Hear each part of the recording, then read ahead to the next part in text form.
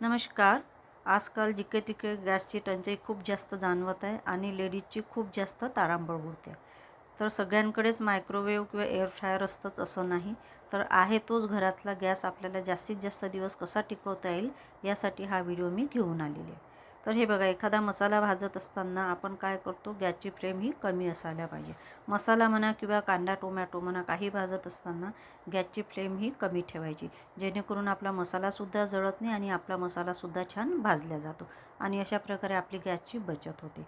तसंच एखादी भाजी करत असताना, इथे मी डाळ भाजी करत आहे किंवा एखादी रश्श्याची भाजीसुद्धा करत असताना भाजीमध्ये पाणी हे जेमतेमच टाकायचं, जेणेकरून आपल्याला फार जास्त वेळ गॅस चालवावा लागत नाही.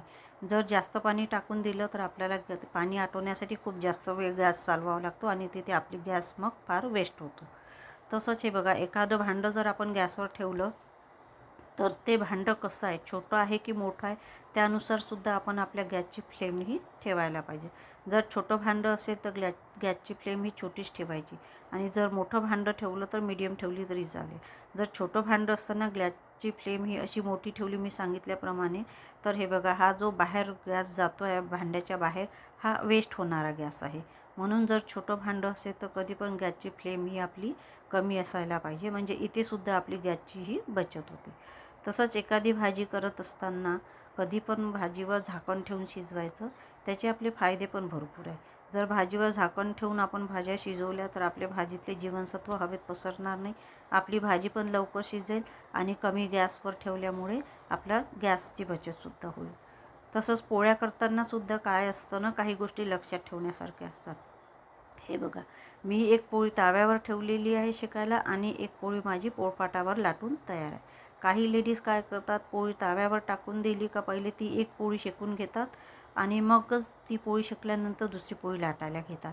मग तोपर्यंत काय होते, आपला गॅस चालू राहतो आणि तावासुद्धा खूप तापून जातो आणि तिथेसुद्धा आपला गॅस वेस्ट होतो. म्हणून तसं न करताना ॲट ए टाईम दोन्ही गोष्टी करायच्या. एक पोळी ताव्यावर शेकत राहायची तर दुसरीकडे दुसरी पोळी ही आपली लाटून तयार ठेवायची, म्हणजे जेणेकरून आपला तवा हा खाली राहणार नाही. आणि पोळी शेकतानासुद्धा ही गोष्ट लक्षात ठेवायची, पोळी शेकताना अशी सराट्याने दाबून दाबून शेकायची. गॅस सिमवर ठेवायचा किंवा मग सराट्याने नसेल जमेत तर एखादा स्वच्छ कापड घ्यायचा, त्या कापडानेसुद्धा पोळी ही अशी छान दाबून दाबून शेकून घेतली की आपली पोळीसुद्धा लवकर शेकल्या जाते आणि इथेसुद्धा आपली गॅसची ही बचत भरपूर होते. अशा प्रकारे आपला गॅस हा नक्कीच 15 दिवस जास्त चालतो. माझा व्हिडिओ कसा वाटला कमेंट करून नक्की कळवा. धन्यवाद.